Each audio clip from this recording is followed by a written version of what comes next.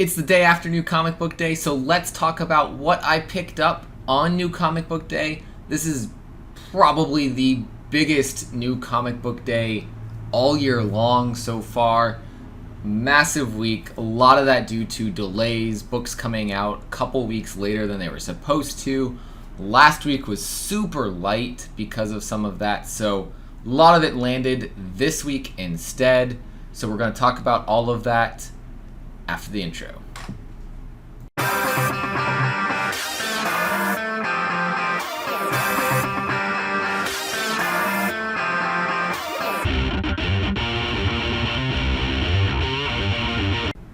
Welcome back, everybody. We're going to hop into this because there's a lot to talk about. But before we get there, if you're new here, it's your first time watching the channel, and you are not subscribed, go ahead and hit that button down below. There's a bell notification button for you down there if you want to know when we're dropping new videos here. Like this video and let me know what you picked up this week for New Comic Book Day. Was this as big of a week for you as it was for me? So let's kick this off with, we're going to try to keep it alphabetical here. We're going to start with the shirt I'm wearing here, Aftershock Comics. I only got one this week from them. I thought there was supposed to be another one. I thought there was an anthology this week, After Dark, but I didn't see it at my shop. So maybe my shops got delayed or damaged or something happened. I'm not sure.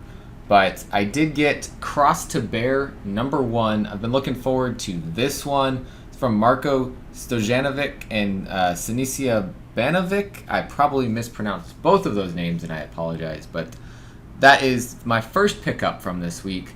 This shirt I got at Baltimore Comic Con, so shout out to the Aftershock booth at Baltimore Comic Con. This was actually the last one in my size at the time that I got it, so that's pretty cool.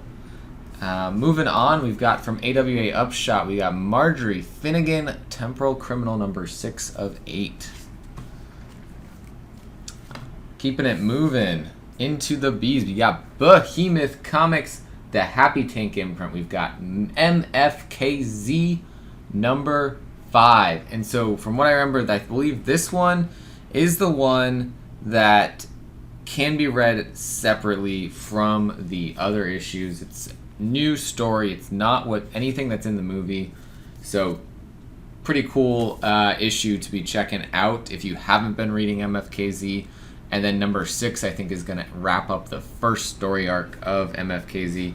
I did pick up this variant as well for issue 5. Super cool cover there. All of these covers by Run, from my understanding.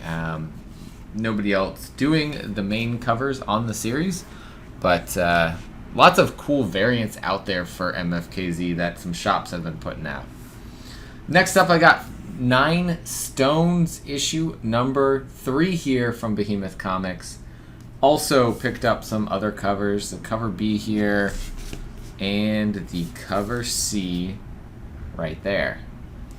I've been enjoying this series a lot. So far 2 issues in only, but it definitely, you can tell it was a webcomic. It does have that kind of feel, but it's super cool to see it in print, and the art is just incredible in it. So I'm very much looking forward to continuing that series until its end. We also have Nobody's Child number 2 right here. This one, of course, you guys know we did the exclusive variant for issue number 1, the only exclusive variant for issue number 1. So if you're enjoying Nobody's Child and you want to check out the only exclusive cover and buy that, hit us up on Instagram or drop a comment below or email us, youpromisedmecomics@gmail.com, and we will get you hooked up with an exclusive variant for Nobody's Child number 1. But this is an incredible story, and I cannot wait to get into this one. Next up, we got a new one from Behemoth Comics, Pop Star Assassin number 1 here.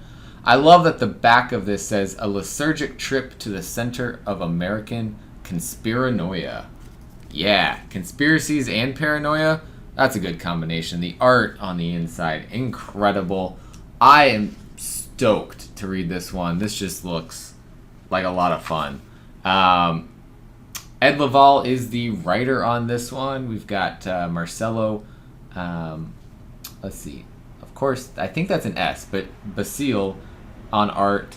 Matt Cashel is a co-writer on it, and cover A by Marcelo Basile, cover B also by Marcelo.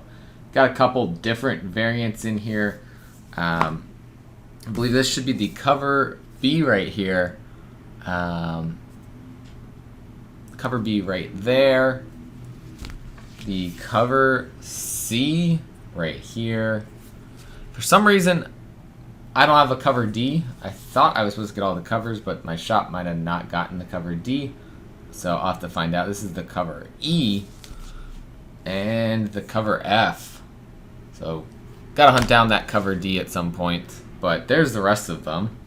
That's the Behemoth books this week. That's actually my biggest publisher this week was books from Behemoth. Moving into Boom, we've got Once and Future number 21. Still picking up the floppies for this, even though I am way behind on it. But I really want to continue to pick up the floppies so I can eventually read through it all. But I may stop soon and just trade read that one, save space in my box. We'll see. But we got a new one from Boom Studios here. We got House of Slaughter number 1. That's right, House of Slaughter number 1. I'm doing this wrong because I'm pulling from my one pile and not my other pile here. So this is the cover A for House of Slaughter right here. I messed up my organization system. That was the cover B right there. And we've got the 1 in 50 incentive variant, which is an homage to Nice House on a Lake. That was the only incentive that really drew me in because of that homage. But otherwise, a lot of them were just foils of the other covers or versions of the other covers or virgin foil cover swaps. And it didn't draw me into picking up more covers. 1 in 1000 was beautiful, the Delato cover, but there's no way I was going to spend that much money on a cover. So I skipped that. Another one from Boom this week, we've got Good Luck number 5. This wraps up the series from Matthew Ehrman and Stefano Simeone. Nice cover here by Jorge Corona. I'm very excited to see how this gets wrapped up because I have enjoyed every second of the series, and it is wild. The characters are interesting, and I really would love to, be able to think about how this whole luck system works and how things are moving around. So it is one of those books that every week that it's come out, I'm very much looking forward to it, and no exception this week. We also have We Only Find Them When They're Dead here, issue number 9, penultimate issue then of volume 2 for this book, but solid every issue. The artwork on the interiors by Simone DeMeo is phenomenal, and as always we have a beautiful cover B by Tony Infante, just killing it on the Dead God covers. And I did skip a publisher in the middle here. We have from Black Caravan, the Scout Comics imprint, Phantom Starkiller number 1, the 4th printing variant that is glow in the dark. I did not pick up Phantom Starkiller when it first came out, so now I am picking it up after I read Count Draco, and I loved that, and so now I figured, well, since this is the first book in that world, I got to pick this up, check it out, and go from there. There's another one. None of them have the same title in this world. They're all different titles, but lots of great stories so far from that. And then we've got a new one here, Swamp Dogs number 1, House of Crows. This one I talked about on the preview list of books I was looking forward to this week. Should be something good there. And then another Joseph Schmalke book. We had Phantom Starkiller's Joseph Schmalke. We Don't Kill Spiders number 2 here. The first book of this series was great, so I expect issue 2 is just going to keep that going. Moving over, we've got from Image Comics, crossover number 9 here. Like I said, each issue, I'm taking this one by one. If it starts to get to the point where I'm not feeling it anymore, I may drop crossover. It's one that is on my list to potentially drop. If I did drop it, I would probably read it later on in a trade. Because I am very intrigued as to what could happen in the world. But it's becoming one of those books that's not necessary for me to read the second it comes out. And so that may help my pull list get a little bit smaller. Next up, we've got Echolands number 3. And to me, though, this is the opposite of that. It is a must-read every week when it comes out. I don't have an answer for that. And if you are hearing that, Amazon is listening in. But this one is an excellent story and has amazing art. It's a piece of artwork every time that I could just look through the book and not even read anything, and I would have a good time. Next, we've got issue 5 of 6 of Made in Korea. This one from Jeremy Holt, George Shaw, and Adam Willett. I can't wait to see what can go wrong next in this book, because we already know how dark this can get, and it seemed like we're heading out of the darkness. I don't think we're out of the darkness 100% yet, though, so I can't wait to see how they take this. And then the last book of Mother of Madness here, issue 3 of 3. We're going to see some action in this book. We're going to see her finally really taking everyone down. The back's pretty cool. I've come for blood. Glowing, sinister, confusingly cultivated mushrooms. So this has been a fun read. Issue 1, I remember talking about and saying I didn't like the first 2 pages or 3 pages or so, and then afterwards the story drew me in. But it was just the storytelling method at the beginning. But since then, I've really enjoyed that book. Next, we got Primordial number 1 second printing here. I love this so much that I, without looking at what the art was going to be, ordered a second print, and then it turns out it's the same art as the cover A first print, but just says second print. And so I think this is why Image is getting rid of second prints, because they use the same art, so there's no point in really doing it. Just make sure your comic shop buys the book that you want in first print form for Image books from now on. Otherwise, you may miss out on your opportunity to read that book until a trade paperback comes out, or unless you get it from the secondary market. So Primordial 2 also came out this week. Pretty cool image of the dog there on the back. Like I said, I'm loving this. Jeff Lemire is doing an excellent job with this. Issue 1 was incredible. This is only the second Jeff Lemire book I am reading, May's book being the other one, and I am enjoying both of them equally. They're 2 completely different stories, but so far, I am loving it. Also from Image, we've got Sweet Paprika number 4. I picked up the Cover C, the Kale New variant, because the artwork on this is just incredible. This is a series that I'm picking up the cover of the series that I like, of each issue that I like the best. But I'm really enjoying the story in this book. I know some people are just buying it for some of the sexy covers, but I'm enjoying all parts of it so far, and I think it's going to be 12 issues long, so we're about a third of the way into the series now. Another Image book this week, Two Moons number 6. Two Moons is back. This is apparently the cover B. This is weird. There was an issue where I looked and my shop did not put Two Moons in my box.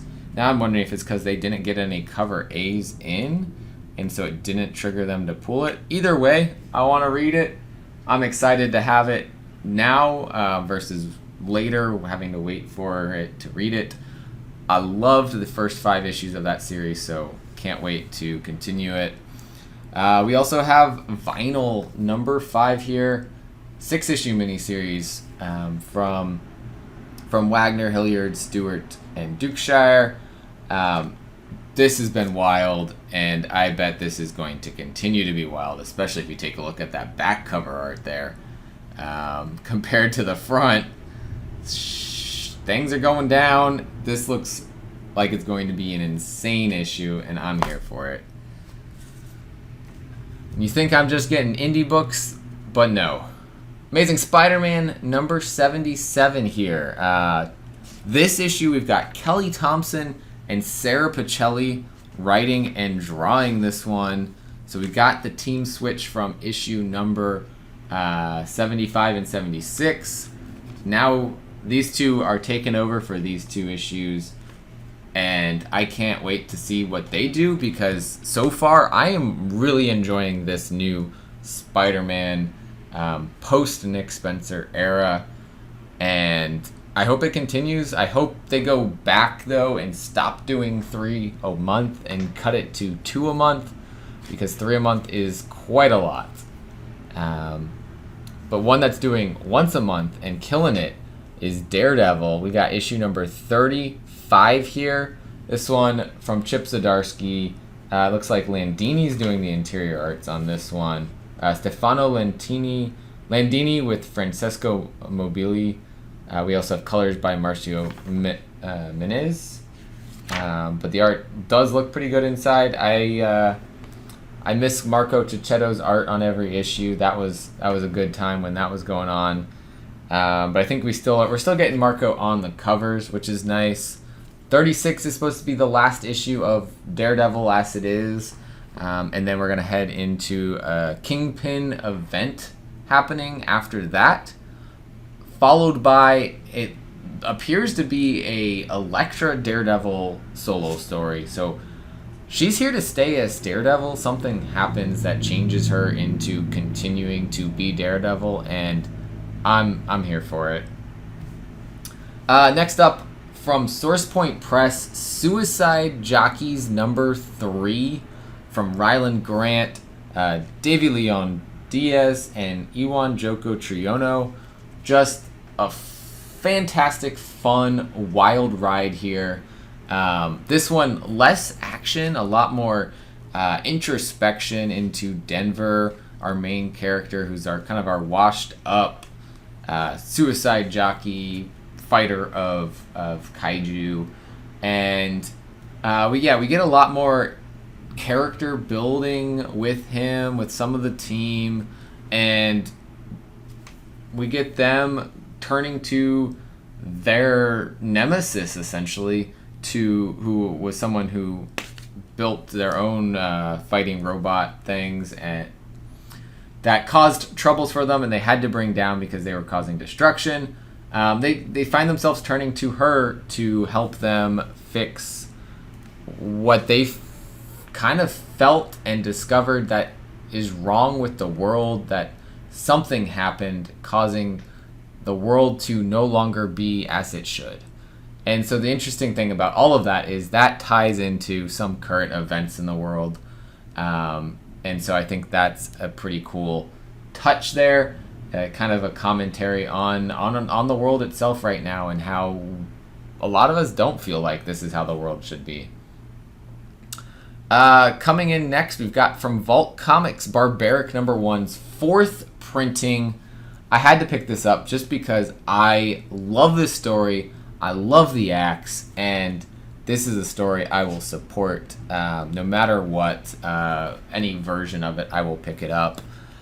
And then also another one that I really liked that I picked up a reprint for was Deadbox #1. This one from Mark Russell and the rest of the team. We got Benjamin Tiesma, colors by Vladimir Popov, and letters by Andworld Design.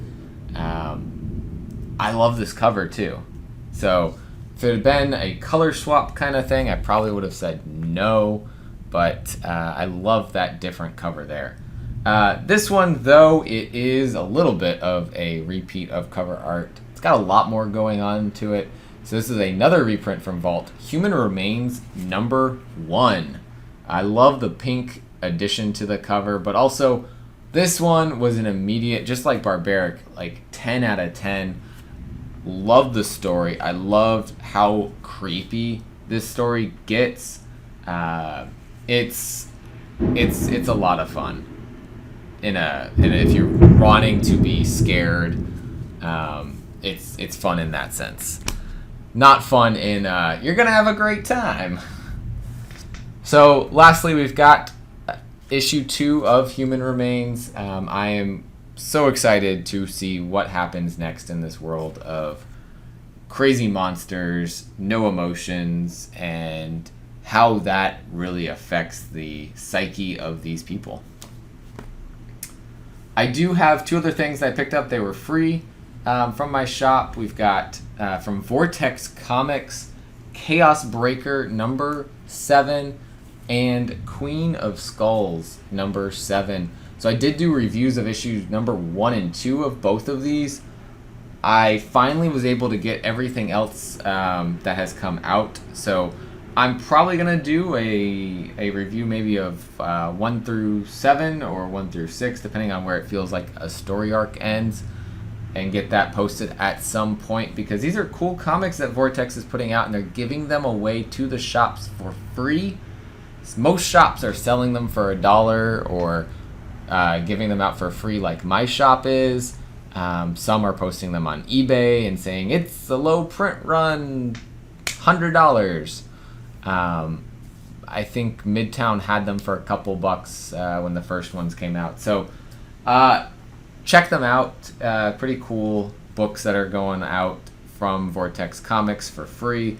Chaos Breaker and Queen of Skulls they both have a little bit of a fantasy twist on them.